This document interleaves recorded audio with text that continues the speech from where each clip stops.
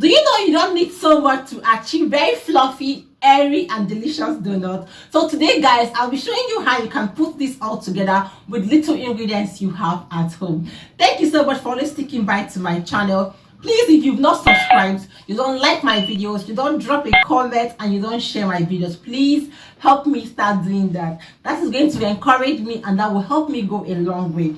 That will also tell YouTube algorithm that I'm doing a great work here and they will help me push my videos. So the ingredients we need to achieve this are, we need some flour, active yeast. Today I'm making coconut donuts, so we have some grated coconuts, margarine, sugar, an egg, then warm water, not hot water. All the ingredients and their quantities will be listed in the description box below, so do well to check them out and then we'll continue from there. Thank you.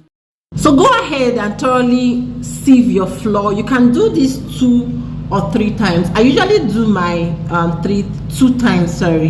This will enable you see or dissolve all the flour lumps that you have. My hands are thoroughly washed, so you're just going to go ahead with your fingers and then dissolve all the flour lumps that you have, and then pour this over your sieve again, and you sieve again. This will enable you have a very light, airy and fluffy donut. And above all, just in case you have weevils, you have lumps, and you have any dirt in your flour, this will help you get each and every one of them out. Do not skip this stage.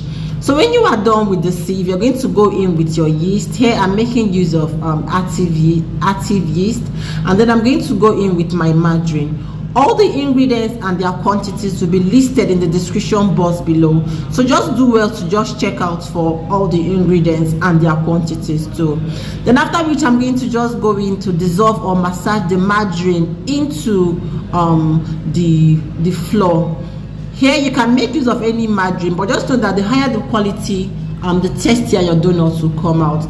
I'm going to go in with some water, warm water. Please, emphasis on warm water. Don't use hot water.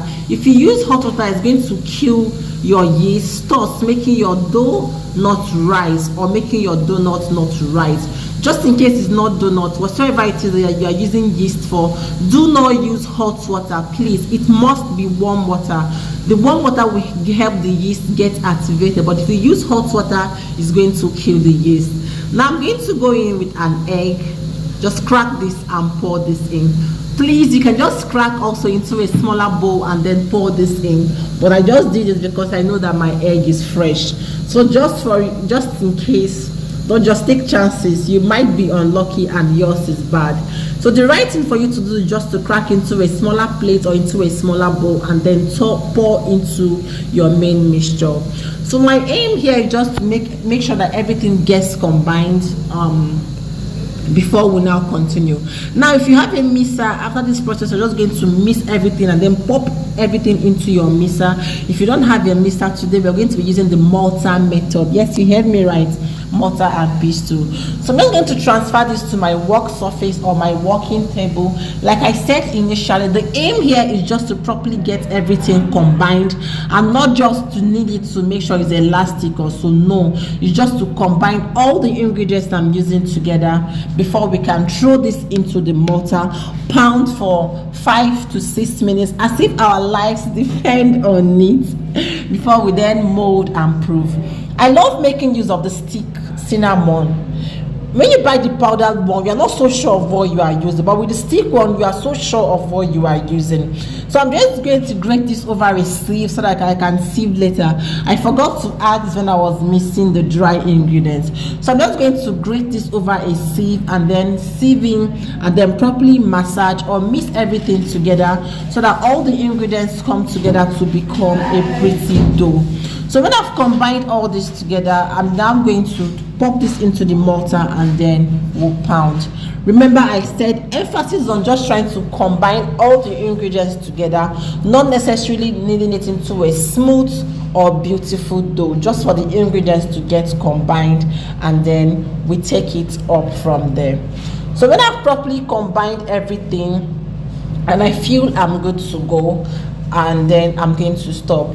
Remember I said we are making coconut donuts for today. So the next thing I'm going to do now is that I'm going to add in some grated coconut. Here I'm using fresh grated coconut. If you want to use toasted one, you can also add it at this stage, and then properly massage or properly mix this together to ensure that the grated coconut or the coconut flakes is evenly distributed to all the parts of the dough without it being heaped in one part or heaped in one segment of your dough.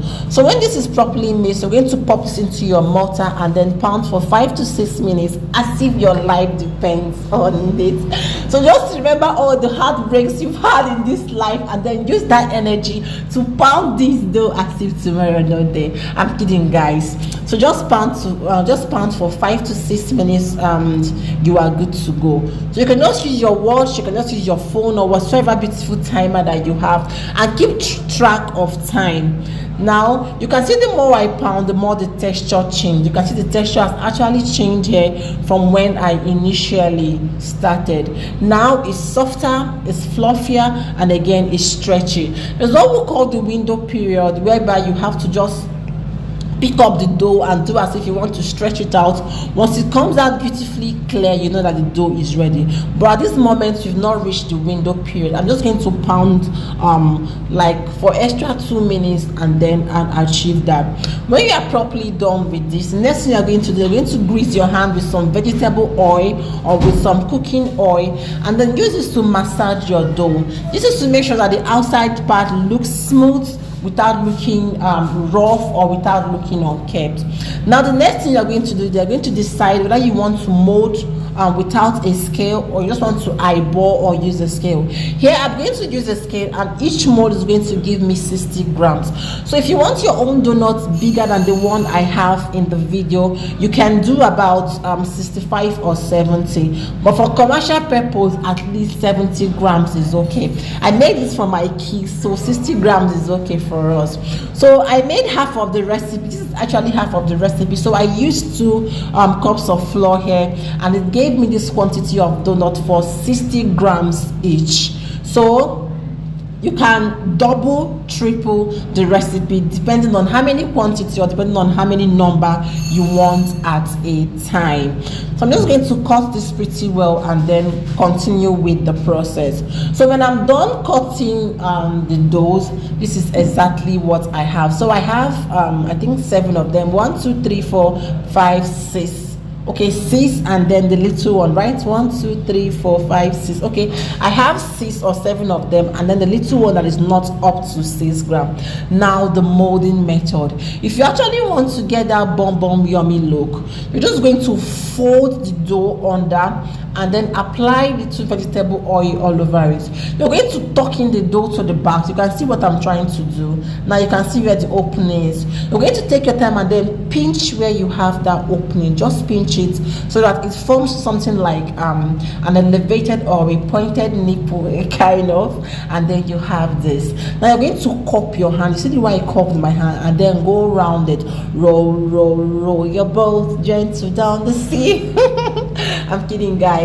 So just going to roll this over and over again over your work surface. You can just apply little oil on it. This is to ensure it doesn't get sticky, and this is to ensure that it comes out pretty smooth.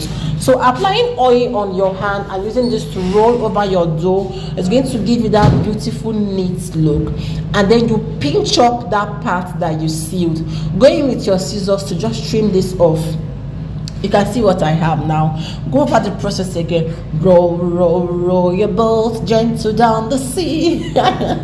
So just going to roll this. You can see how beautiful and how smooth it's looking, right? That you can't even see where the initial stitch was done. So just do this over and over and over and over again until you feel it's looking beautiful, until you feel it's looking neat, and then you're going to stop. You're going to repeat the same process. Now you can go in with some parchment paper depending on the number that you have. Here I'm making use of FBB paper, so just sprinkle little flour on it so that it doesn't stick, because these babes can stick pretty well. So just sprinkle little flour on it and then place your babies or place your balls on the prepared paper. So just repeat the same process until you exhaust all your dough. So if you have a large number to make, you can get some hands to help you, or you just do this little at a time. But make sure that you don't leave it staying for so long on the table. If not, the yeast is going to get over activated. So I'm just going to repeat the same process over and over again until I exhaust all the dough, and then I am good to go.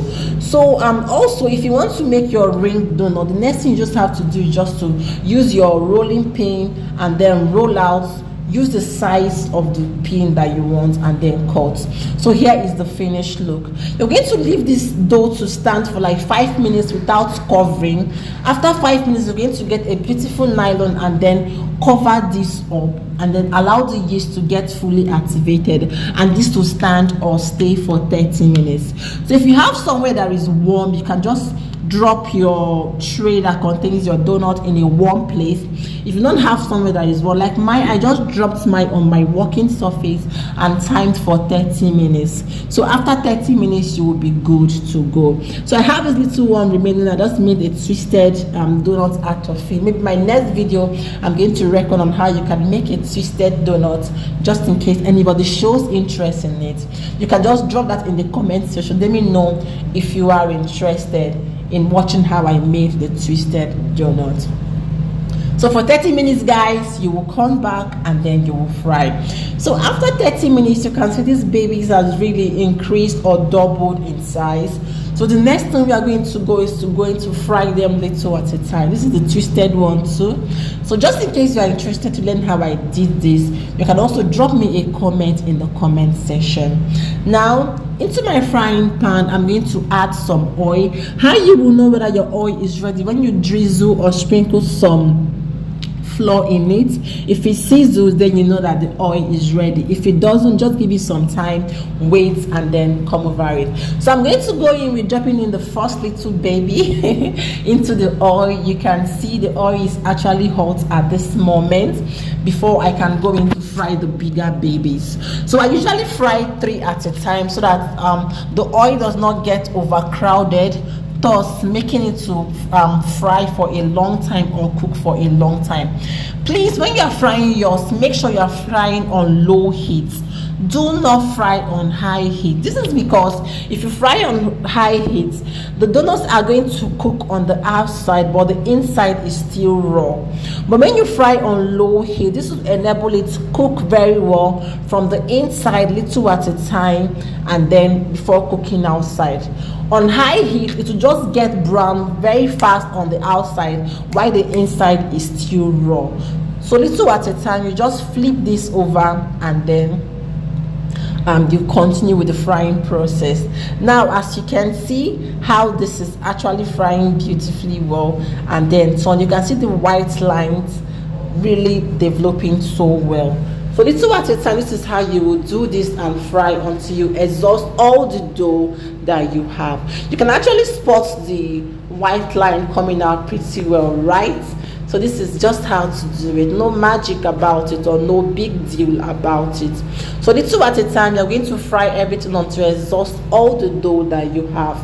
Thank you so much for joining me in this tutorial, guys. I am so grateful. So to the end is where I actually fried and everything was done, and I brought this out. So you can go ahead to just fill this with whatsoever filling that you want, be it milky donuts, caramel sauce, chocolate sauce, or you can just coat with sugar, or you can just coat with some caramel sauce and then sprinkle some coconut shavings on it. So if you actually want to see this, you can let me know. Let me film another video on this. But if not, just today we just made a simple, beautiful, yummy, airy, fluffy donut. So my kids are actually going to enjoy this. So you can also try and let me know what your own feedback looks like in the comment section. So thank you so much, guys. I am always so grateful for your time always here. See ya all in my next video. Bye bye.